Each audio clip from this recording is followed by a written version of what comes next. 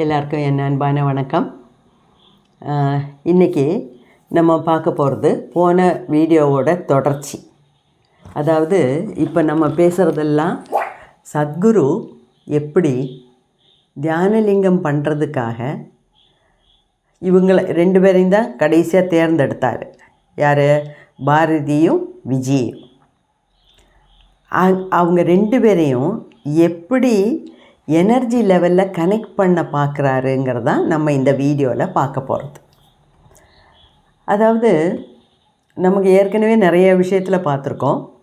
விஜி சத்குருவோட ஒய்ஃபானா கூட அவங்களோட நேச்சர் ஒரு மாதிரி இமோஷ்னல் டைப், ஃபேமிலி டைப். பாரதிங்கிறது கொஞ்சம் ஒரு ஆண் தன்மை நிறைய இருக்கிற டைப். ஆண் தன்மைனா என்ன? ரொம்ப லாஜிக்காக சிந்திப்பாங்க, இமோஷ்னல் டைப்பே கிடையாது, அந்த மாதிரி. அப்போ இந்த 2 வேறு ஆளுங்களையும் ஒன்று சேர்க்கறதுங்கிறதே பெரிய விஷயம். நீங்கள் நினைக்கலாம் 2 லேடிஸ் எப்படி ஒன்றா சேருவாங்கன்னு. இங்கே லேடி ஜென்ட்டுங்கிற விஷயமே கிடையாது. அதெல்லாம் நம்ம லெவலில் தான். ஓகே. இங்கே சத்குருவுக்கு ஒரே ஒரு நோக்கம்தான், தியானலிங்கம் பண்ணணும். இந்த ஜென்மத்தில் தியானலிங்கம் பண்ணணும். அதுக்காக தான் ஐ வில் கம் அகெயின் அப்படின்னு போன ஜென்மத்தில் உயிரை விடும்போது சொல்லிட்டு போனார். இப்போ இந்த ஜென்மத்திலையும் அது பண்ணாட்டினா அப்புறம் அர்த்தம் இல்லை, இந்த ஜென்மம் எடுத்ததுக்கு அர்த்தம் இல்லை அப்படின்னு நினைக்கிறவர் சத்குரு நினச்சார். அப்போ இப்போ அதில் இன்னொரு விஷயம் நம்ம கவனிக்கணும். சத்குரு மட்டும் செய்கிற விஷயம்னா அவருக்கு இதெல்லாம் ஒரு பிரச்சனையே கிடையாது. இப்போ 24 மணி நேரத்தில் 22 மணி நேரம் ஒரு ரூமில் கதவை சாத்திட்டு உட்காந்து மெடிடேஷன் பண்ணோன்னா கூட அவர் சுகமாக பண்ணுவார். அவரோட எனர்ஜி லெவலை ஏற்றி அந்த எனர்ஜி எல்லாத்தையும் பிராண பிரதிஷ்டை பண்ணுற மாதிரி இந்த தியானலிங்கத்துக்குள்ளே புகுத்தி ஒரு தியானலிங்கத்தை பண்ணிட்டு போயிட்டே இருக்கலாம். ஆனால் ஒருத்தரோட எனர்ஜி மட்டும் அதில் போராது. அதில் ஃபெமினைன் எனர்ஜி வேணும், மாஸ்குலைன் எனர்ஜி வேணும். அதுக்காக தான் இவங்களையெல்லாம் சேர்த்து வைக்கிறார். ஓகேயா? அப்போது இவங்க 2 பேர் தான் மெயினாக இனிமேலே தியானலிங்கம் பண்ணுறதுக்கு இவங்க 2 பேர் தான் வேணும் அப்படின்னு எப்போ தீர்மானம் ஆச்சோ அப்போலேருந்து அவங்க விஜிக்கும் பாரதிக்கும் ரொம்ப கடுமையான பயிற்சிகள் கொடுக்க ஆரம்பித்தார். என்ன பயிற்சின்லாம் நமக்கு தெரியாது. அதை பற்றியெல்லாம் நம்ம பேசக்கூட நமக்கு லாய்க்கு இல்லை. ஏன்னா அதெல்லாம் அவ்வளோ உயர்ந்த லெவலில் கொடுக்குற பயிற்சி. அவர் சத்குரு என்லைட்டன்டு மேன், அவருக்கு எல்லாமே தெரியும். அதனால் அவர் செய்கிறார். அவர் என்ன சொல்லி கொடுத்தாரு, எப்படி பண்ணாங்க, அதெல்லாம் கூட நமக்கு தெரியவும் தெரியாது, சொன்னால் புரியவும் புரியாது. ஏன்னா அந்த லெவலுக்கு நம்ம உயரலை. சாதனைகளை பொறுத்த வரைக்கும் அந்த லெவலுக்கெல்லாம் நம்ம வரவே இல்லை. என்ன ஒரு 1/2 மணி நேரம் தினமும் இப்படி மெடிடேஷன் பண்ணுறேன்னு உட்காந்துட்டு இந்த மனசு போன போக்கிலேயே நம்ம பின்னாடி போயிட்டு டைம் ஆடணுன்னு எந்திரிச்சு போகிறோம். இதெல்லாம் ஒன்றும் பெரிய சாதனைகளே கிடையாது. அவங்க செய்கிற சாதனைங்கிறதெல்லாம் ரொம்ப ஹை லெவல். அப்போது இந்த 2 பேரையும் காலையில் சாயங்காலம் 6 மணி 7 மணிக்கு சாதனை உட்காந்தாங்கன்னா நைட்டு த்ரூ அவுட் மெடிடேஷன் பண்ணுவாங்க. நான்ஸ்டாப், எந்திரிக்க கூட மாட்டாங்க. அப்படி நான்ஸ்டாப் விடிய மெடிடேஷன் பண்ணுவாங்க. அந்த மாதிரி சத்குரு கையில் யாராக கிடைச்சா விட்டு வைப்பாரா? டாஸ்க் மாஸ்டராக்கும் அவர். புழிஞ்சு எடுத்துருவார். சாதாரண மனுஷங்கள்கிட்ட சாதாரண வேலை வாங்கும்போதே அவர் அப்படிதான்னு கேள்விப்பட்டிருக்கேன் நான். ஆசிரமத்தில் சின்ன வேலையெல்லாம் செய்யும்போது கூட அப்படி இருக்கும்போது இவ்வளோ பெரிய ஒரு வேலையை செய்யும்போது சும்மா இருப்பாரா? அவ்வளவு ஸ்ட்ரெனுவஸான சாதனைகள்லாம் சொல்லி கொடுத்து செய்ய வைக்கிறார். இதில் விஜி சின்னதில் அடிக்கடி ஒரு கனவு பார்ப்பாங்களாம். கனவில் ஒரு முக்கோணம் போட்டு முக்கோணத்தில் 3 பேர் உட்காந்து தியானம் பண்ணுற மாதிரி அடிக்கடி அவங்க கனவில் வருமா. இப்போ முதலெல்லாம் அவங்களுக்கு ரொம்ப ஒரு எதிர்ப்பு இருந்தது. அப்புறம் அப்படியே அதிலேயே மூழ்கி போயிட்டாங்க, அதிலேயே அப்படியே கரைஞ்சி போயிட்டாங்க. பாரதிக்கு அந்த மாதிரி கனவுல எல்லாம் ஒன்றும் பார்த்ததா இல்லை. ஒரே ஒரு தடவை சத்குருவோட உட்காந்து மெடிடேட் போன ஏதோ ஒரு ஜென்மத்தில் மெடிடேஷன் பண்ணதாக பார்த்ததா ஞாபகம் இருக்குது. அவ்வளோதான். இதில் ஒரு நாள் ஒரு பௌர்ணமிக்கு சத்குரு வந்து இவங்க 2 பேரையும் உட்காந்து இன்டென்சிவாக ரொம்ப ஸ்ட்ராங்காக மெடிடேஷன் பண்ண வைக்கிறார். பண்ண வைக்கும்போது பாரதிக்கு எனர்ஜி லெவல் அவ்வளோ ஜாஸ்தியாகி உடம்பெல்லாம் வளையுது, நெளியுது, அப்படியே ஒரு மாதிரி ஆகுது. கடைசியில் விஜயை வச்சு தான் அவங்கள எந்திரிக்க வச்சு எனர்ஜி லெவலையெல்லாம் மட்டுப்படுத்தி கண்ட்ரோலுக்கு கொண்டு வந்தார். அவ்வளோ என்ன பண்ணுற அவ்வளோ ஸ்ட்ராங்கான சாதனைகள் தான் அவங்க பண்ணிகிட்ருந்தாங்க. இன்னொன்று இங்கே என்னன்னா, சில விஷயங்கள்லாம் நம்ம புரிஞ்சுக்கணும். அதாவது சத்குரு இவங்க 2 பேரையும் நீங்கள் அடிக்கடி பேசுங்க, அடிக்கடி நீங்கள் ஃப்ரெண்ட்லியாக இருங்க அப்படின்லாம் சொல்லியிருக்காரு. ஆனால் அது அவங்க முதல்ல அவங்களால செய்யவே முடியல. ஏன் செய்ய முடியலன்னா, இப்போ வந்து நீங்கள் உடனே 2 பொம்பளைங்க எந்த காலத்தில் ஒன்றா சேர்ந்தாங்க அப்படிங்கிற ஒரு மாதிரி பேச்செல்லாம் பேசக்கூடாது. இந்த லெவலில் இவங்க 2 பேர் லெவலுங்கிறது நம்ம லெவலே கிடையாது.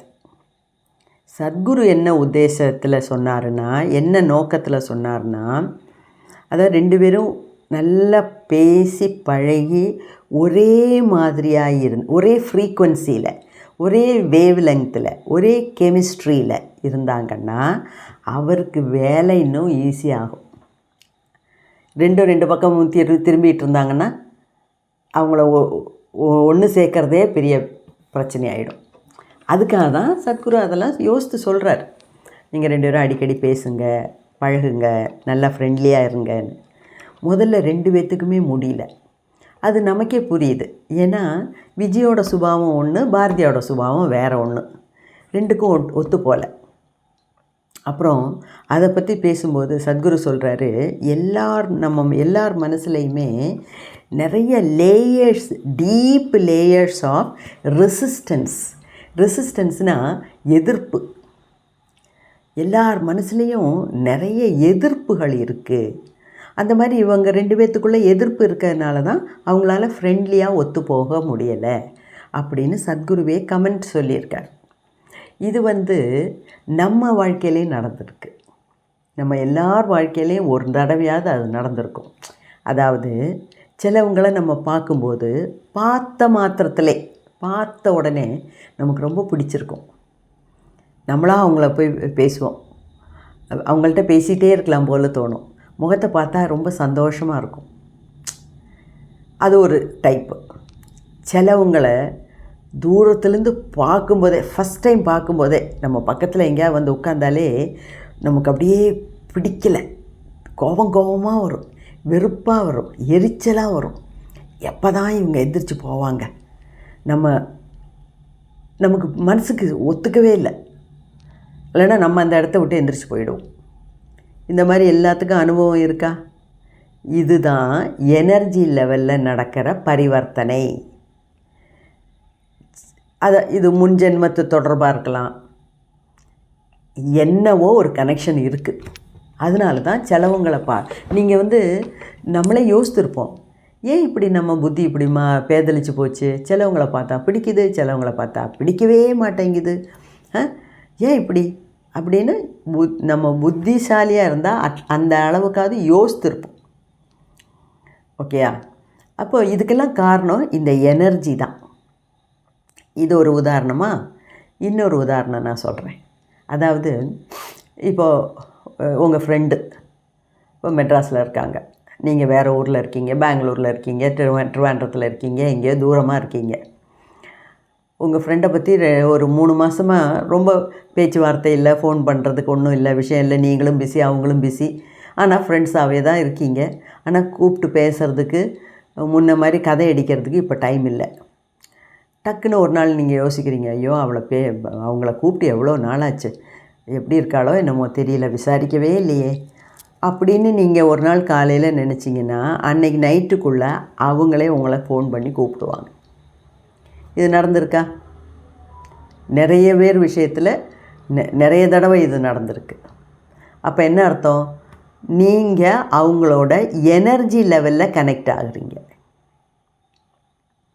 ஓகே. சில சமயம் ரொம்ப நாள் ஆச்சு பேசவே இல்லை, இன்னும் சில சமயம் அவங்க உங்களை பற்றி நினைக்கலாம். நீங்களும் ஃபோனில் பார்க்கும்போது எவ்வளோ நாள் ஆச்சு இவங்கள்ட்ட ஃபோன் பண்ணி டக்குன்னு ஒரு ஃபோன் அடிப்பீங்க இல்லையா? ஸோ 2 விதத்துலேயுமே அது நடக்கிறதுக்கு சாத்தியக்கூறுகள் ஜாஸ்தி. எப்போ? நம்ம எனர்ஜெட்டிக்கலி கனெக்ட் ஆனால் மட்டும். அதாவது எனர்ஜி, டெலிபதி, வைப்ரேஷன், கெமிஸ்ட்ரி, இதெல்லாம் தான் இந்த புது வார்த்தைகள். ஃப்ரீக்குவென்சி. அதாவது பெரிய பெரிய ஆளுங்கள்லாம், மேதைகள்லாம் எந்த காலத்துலேயோ சொல்லிட்டு போயிட்டாங்க. வருங்காலத்தில் 3 வார்த்தையில் தான் நம்ம பேச்சு இருக்குமா. எனர்ஜி லெவலில் பேச்சு, அதுதான் ஃப்ரீக்குவென்சி, அதுதான் எனர்ஜி, ஃப்ரீக்குவென்சி, இன்னொன்று இப்போ நான் சொன்னேனே இது எல்லாமே ஒன்றோட ஒன்று கனெக்டட் தாங்க. Vibration, energy, frequency, vibration. இப்போ எனர்ஜி இருக்கிறது தான், என் எனர்ஜி உங்கள் எனர்ஜியும் ஒத்து போச்சுன்னா same vibration, same vibe, same energy, same frequency, same chemistry. இதெல்லாம் தான் இப்போ உள்ள புது புது வார்த்தைகள். அதாவது இந்த வார்த்தைகள்லாம் பழசு, ஆனால் இந்த இந்த இந்த இணைக்கிற சம்பவத்தை பேசுகிறதுக்கு நம்ம இப்போ உபயோகிக்கிறோம். ஆனால் இதெல்லாம் எத்தனையோ நூற்றாண்டுகளுக்கு முன்னையே பெரிய பெரிய மாமேதைகள்லாம் சொல்லிட்டு போயிட்டாங்க. இன் ஃப்யூச்சர், அதாவது பிற்காலத்தில் இந்த மாதிரி வார்த்தைகளில் தான் நம்ம பேச வேண்டி வரும், இதை விட்டால் வேறு ஒன்றுமே இல்லை அப்படிங்கிற மாதிரி பேசியிருக்காங்க. ஓகே, அதை பற்றி தான் இப்போ நம்ம சர்ச்சை பண்ணிகிட்ருக்கோம். அப்போது சத்குருவுக்கு இவங்க 2 பேரையும் ஒன்றாக்கணும். இவங்க 2 பேர் எனர்ஜியும் ஒன்றா ஆக்கி வேணும். இப்போது இதில் சத்குரு மட்டும் தனியாக பண்ணுறதுன்னா அவர் மணிக்கணக்காக உட்காந்து தானாக பண்ணிவிடுவார். அதாவது ஒரு கதவு மூடி ஒரு ரூமுக்குள்ளே உட்காந்து 24 மணி நேரத்தில் 22 மணி நேரம் தியானம் பண்ணுங்கனாலும் அவர் ரெடி. அவர் இதெல்லாம் கடந்து வந்தவர். அவரோட எனர்ஜி மட்டும் போரும் தியானலிங்கம் பண்ணுறதுக்குன்னா சுகமாக அவர் பண்ணலாம். அவருக்கு வேறையும் பல எனர்ஜிகள் வேண்டி இருக்கு. நான் ஏற்கனவே சொன்ன மாதிரி நம்ம இப்போ லேடிஸ் உடம்பில் ஜென்ஸ் எனர்ஜி இருக்குது, ஜென்ஸ் உடம்பில் லேடிஸ் எனர்ஜி இருக்குது. இடா பிங்களான்னு பேசுகிறதெல்லாம் அதுதான். ஓகே. ஸோ இந்த மாதிரி இந்த எனர்ஜிகளையெல்லாம் ஒன்று சேர்த்து தான் தியானலிங்கம் பண்ணணும். அதனால தான் இவர் போராடுறார். பாடி அளவில் 2 பேரையும் ஒன்று சேர்க்க முடியாது, பாடியை விட்டுருங்க. எனர்ஜி லெவலில், மைண்டு லெவலில், இமோஷன் லெவலில், ஃபீலிங் லெவலில், கான்ஷியஸ் லெவலில், இதில் எல்லாமாவது இவங்க 2 பேரையும் ஒன்று சேர்க்கணுன்னு ரொம்ப இவங்களுக்கெல்லாம் ட்ரைனிங், இவங்க 2 பேர்த்துக்கும் ட்ரைனிங் கொடுக்குறாரு. அப்போது அது ஒரு பெரிய ஒரு விஷயம், ஒரு மகத்தான ஒரு விஷயம், ஒரு டஃப்பான விஷயம். அது ஒன்றும் அவ்வளோ விளையாட்டு இல்லை. நம்ம நினைக்கிறதுனால 2 பேர் ஒத்து போகணுன்னு கிடையாது. அப்படி பார்க்க போனால் தாலி கட்டி கல்யாணம் பண்ணி குடும்பம் நடத்துகிறவங்க 2 பேர் கணவன் மனைவிட்டே ஒன்றும் சில சமயம் ஒத்து போக முடிய மாட்டேங்குது. அதுக்கு என்ன பண்ணுறது? ஓகேயா? ஸோ நம்மளால் ஒன்றும் பண்ண முடியாது. அதனால் இவங்களை ஒத்து போக வைக்கிறது தான் அவருக்கு மெயின் வேலை. அது மட்டும் இல்லை, ஒரு தடவை இந்த அமாவாசை பௌர்ணமி டைம்லலாம் ரொம்ப இன்டென்சிவ் சாதனை நடக்கும். ஓகேயா? அப்போது முதல்ல எல்லாம் இவங்க 2 பேர்த்துக்குள்ளே ரொம்ப ஃப்ரெண்ட்ஷிப் எல்லாம் கிடையாது. அப்புறம் அதாவது இவங்க 2 பேரோட இந்த ரெசிஸ்டன்ஸ் கர்மாவெல்லாம் உடச்சி எறிகிறார் சத்குரு. அதுக்கப்புறம் இவங்களுக்குள்ள ஒரு ஒத்துமை வருது. ஓகேயா? அப்படி ஒத்துமை வரும்போது தான் இவங்களுக்கு ஒருத்தவங்களுக்கு இன்னொருத்தவங்களோட எனர்ஜியை புரிஞ்சிக்க முடியுது.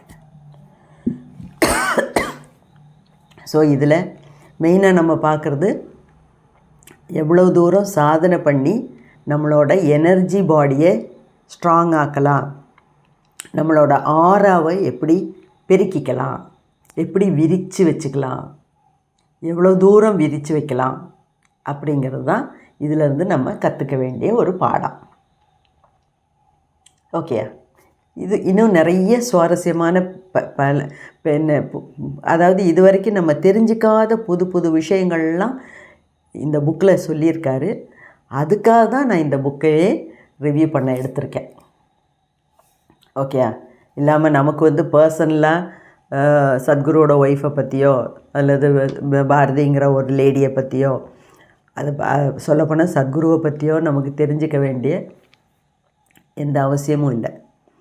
இதெல்லாம் வந்து ஒரு காமன் பர்பஸுக்காக அவங்க செஞ்சுருக்க விஷயம். நமக்காக மனித குலத்தின் மேம்பாட்டுக்காக ஒரு தியானலிங்கம் பண்ணி வச்சுருக்காரு. 5000 வருஷம் 10,000 வருஷத்துக்கு அதோட எனர்ஜி அப்படியே இருக்கும் அப்படின்னு சொல்கிறாருன்னா அதில் எவ்வளோ பெரிய விஷயம் இருக்குது.